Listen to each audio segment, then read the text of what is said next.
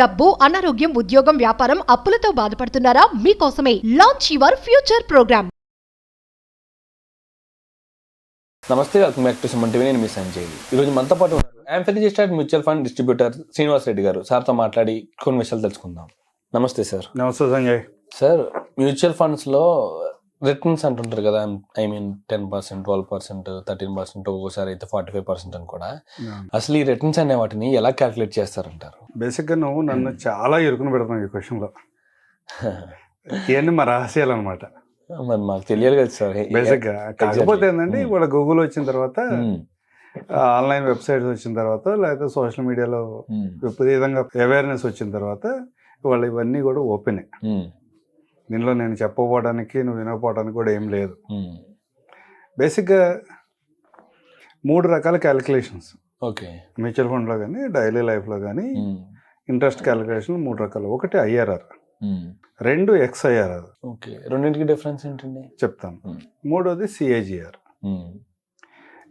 ఐఆర్ఆర్ని ఎక్కడ క్యాలిక్యులేట్ చేస్తామంటే, ప్రతి సంవత్సరం నువ్వు ఈక్వల్ అమౌంట్స్ ఇన్వెస్ట్మెంట్ చేసుకుంటూ వెళ్ళావు, చివరిలో సమ్ ఎక్స్ అమౌంట్ వచ్చింది అనుకున్నప్పుడు జస్ట్ ఐఆర్ఆర్ని క్యాలిక్యులేట్ చేస్తే నీ రిటర్న్ ఎంతో తెలిసిపోతుంది.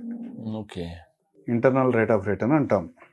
ఓకే, రెండోది వచ్చేప్పటికి XIRR, extended internal rate of return. అంటే మన ఇన్వెస్ట్మెంట్స్ అన్నీ కూడా ఎప్పుడు పర్టికులర్గా ఈ డేట్లో అనుకున్నాం, ఈ డేట్లో చదివితేనే ఏముండదు కదా. అవును సార్.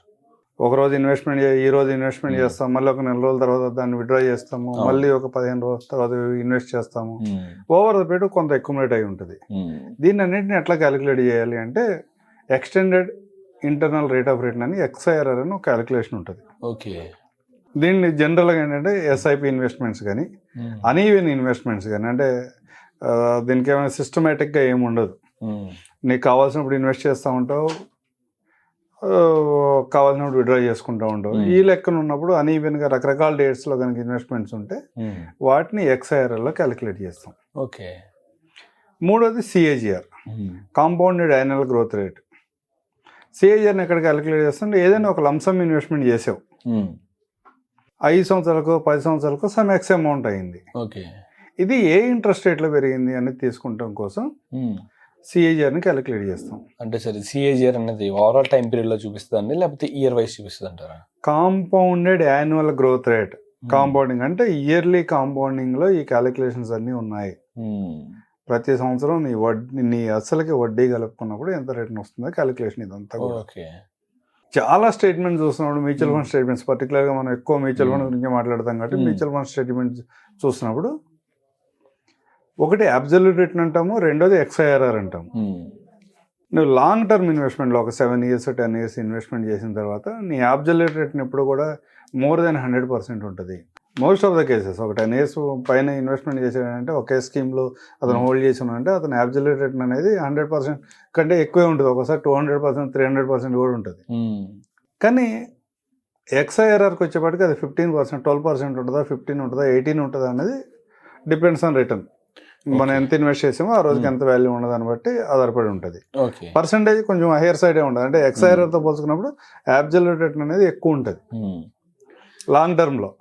షార్ట్ టర్మ్లో రకరకాల ఆప్షన్స్ ఉంటాయి. ఏంటంటే ఒక్కోసారి విపరీతమైన రిటర్న్స్ వచ్చినప్పుడు అబ్సల్యూట్ రిటర్న్ ఎక్కువ పెరుగుతూ ఉంటుంది, ఎక్స్ఐఆర్ఆర్ తక్కువ ఉంటుంది.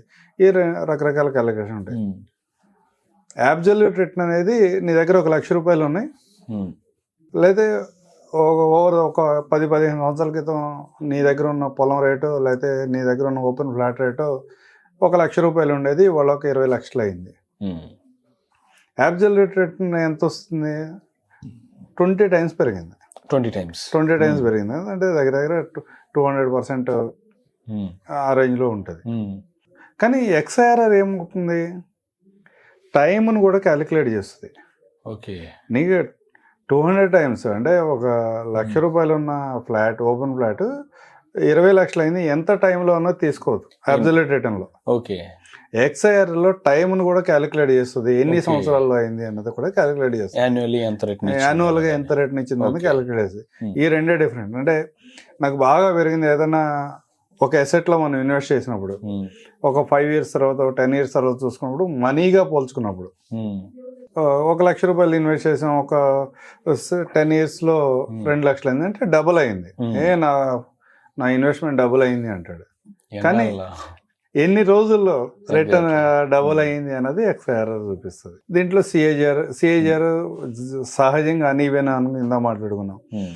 సహజంగా ఎస్ఐపిస్లో మాట్లాడుకోవచ్చు, లేకపోతే ఎవరైనా స్టాక్స్లో ఇన్వెస్ట్ చేస్తూ ఉంటారు. ఒక్కోసారి ఒక డిమాట్ అకౌంట్లోకి ఇన్వెస్ట్మెంట్ యాడ్ చేసుకుంటూ వెళ్తాడు. ఒక్కోసారి వీడి అవసరాలు కొద్దిగా విత్డ్రా చేస్తాడు.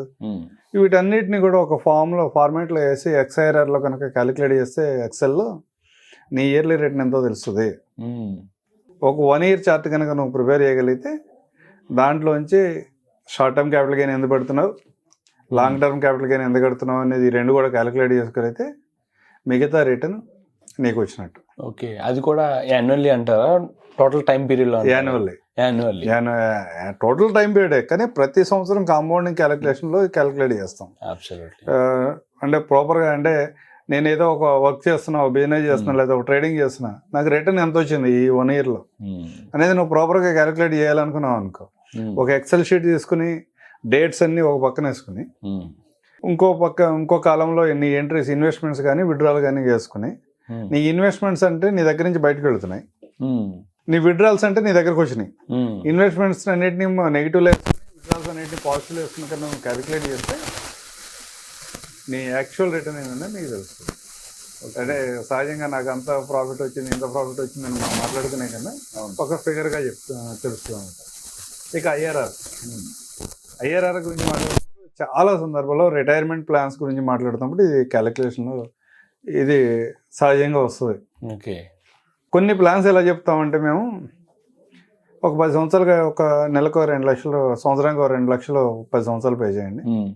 ఒక 20 years నుంచి ప్రతి సంవత్సరం ఒక 2 lakhs మీరు ఏదైతే పే చేస్తున్నారో అది ప్రతి సంవత్సరం విత్డ్రా చేసుకోండి.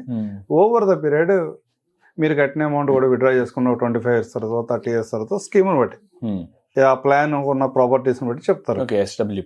ఎస్డబ్ల్యూపీ కూడా కాదు, అంటే లైక్ ఇవన్నీ కూడా పెన్షన్ ప్లాన్స్లోను, రిటైర్మెంట్ ప్లాన్స్లోను వీటిలో వర్కౌట్ అవుతుంది. ఎస్డబ్ల్యూపీలో కూడా అదే క్యాలిక్యులేషన్. ఈ క్యాలిక్యులేషన్ వచ్చినప్పుడు ఎక్కడ కూడా అలాంటి వాటిలో మేము చెప్పేటప్పుడు పర్సంటేజ్ గురించి మాట్లాడడం, ఓన్లీ మనీ గురించి మాట్లాడతాం. మనీ గురించి మాట్లాడుతాం. ఒక 10 years పే చేస్తున్నావు, ఒక 10 lakhs పే చేస్తున్నావు, ఒక 30 years తీసుకున్నావు అంటే 30 lakhs తీసుకుంటున్నావు.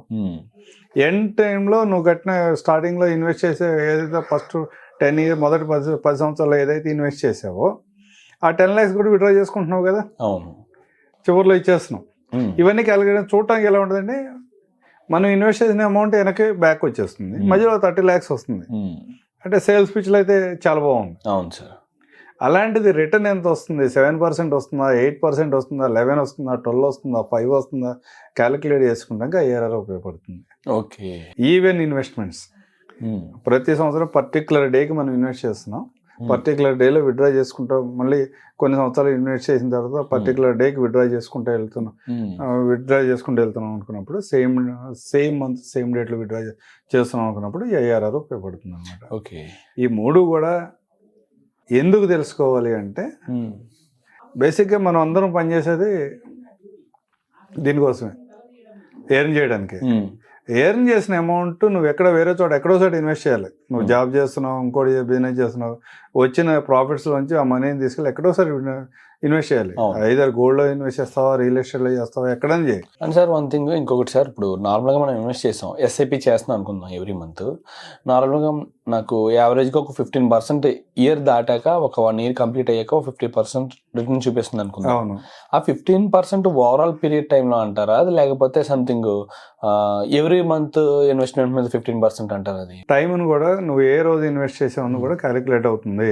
ఓకే, మొదటి నెలలో నువ్వు ఇన్వెస్ట్ చేసిన 15 ఎస్ఐపి అమౌంట్ ఏదో ఉందో దానికి 12 నెలలకి ఇంట్రెస్ట్ క్యాలిక్యులేట్ అవుతుంది. ఓకే, రెండో ఇన్వెస్ట్మెంట్ 11 నెలలు నువ్వు ఇన్వెస్ట్మెంట్ ఇవ్వడం క్యాలిక్యులేట్ చేసుకుంటాం. ఓకే, చివరి నెలలు 1 month కదా ఉంది హోల్డ్ చేసింది. ఆ బేసిక్లో టైం అంతా కూడా క్యాలిక్యులేట్ చేసి మాత్రం క్యాలిక్యులేట్ చేస్తాం. ఓకే, ఎక్స్ఐఆర్ఆర్లో. ఓకే, అందువల్ల జనరల్గా ఏంటంటే, మీరు ఇన్వెస్ట్మెంట్ చేసిన సింగిల్ ఇన్వెస్ట్మెంట్ చేస్తే 5 or 6 yearsలో డబుల్ అవుతుందని చెప్తాం. అంటే మీ అమౌంట్ అంతా కూడా డే 1లోనే ఇన్వెస్ట్మెంట్ చేశారు కాబట్టి అవును 15% అంటే 5 yearsలో డబుల్ అవుతుంది, 6% 12% తీసుకుంటే 6 yearsలో డబుల్ అవుతుందని చెప్తాం.